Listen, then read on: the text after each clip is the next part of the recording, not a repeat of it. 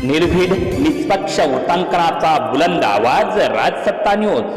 श्रीरामपूर हादरले। जेवणाच्या वादातून हॉटेल मालकाची भर दिवसा गेम, 11 दिवसात 4 हल्ले। शहरातील नेवासा रोडवर असलेल्या लक्ष्मीनारायण हॉटेलमध्ये भर दुपारी एक धक्कादायक आणि थरारक घटना घडली आहे।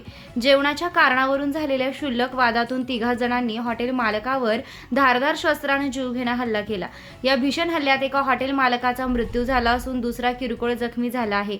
या घटनेमुळे संपूर्ण श्रीरामपूर शहरात विशेषतः व्यापारी वर्गात प्रचंड भीतीचं आणि चिंतेचं वातावरण पसरलंय। मिळालेल्या माहितीनुसार नेवासा रोडवरील लक्ष्मीनारायण हॉटेलमध्ये 3 ग्राहक जेवणासाठी आले होते।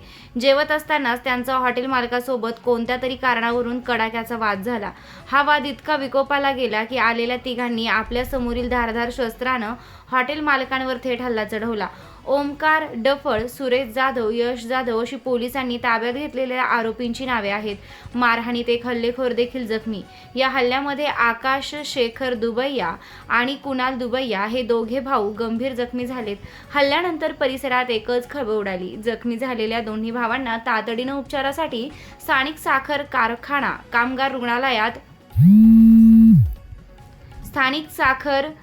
कामगार रुग्णालयात दाखल करण्यात आलं होतं। मात्र उपचार सुरू असतानाच दुर्दैवानं आकाश शेखर दुबैया या युवकाचा मृत्यू झाला, तर कुणाल दुबैया याच्यावर रुग्णालयात उपचार सुरू असून त्याची प्रकृती स्थिर आहे। या मारहाणीत एक हल्लेखोर देखील जखमी झालाय।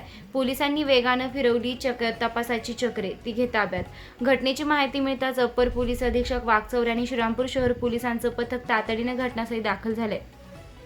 पोलिसांनी घटनेचं गांभीर्य ओळखून तात्काळ तपासाची चक्रे वेगानं फिरवली।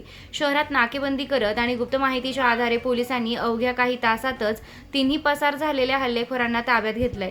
11 दिवसात 4थी घटना।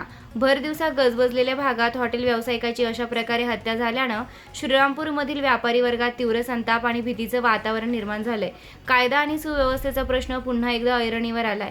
विशेष म्हणजे 11 दिवसात श्रीरामपूर शहरात प्राणघातक हल्ल्याची 4थी घटना घडल्यानं नागरिकांमधून पोलिसांच्या कार्यक्षमतेवर प्रश्नचिन्ह उपस्थित केलं जात असून गुन्हेगारांवर कडक कारवाई करण्याची मागणी होत आहे। या प्रकरणी श्रीरामपूर शहर पोलीस ठाण्यात गुन्हा दाखल करण्याची प्रक्रिया सुरू असून पोलीस पुढील तपास करत आहेत। राजसत्ता न्यूज ब्युरो, श्रीरामपूर।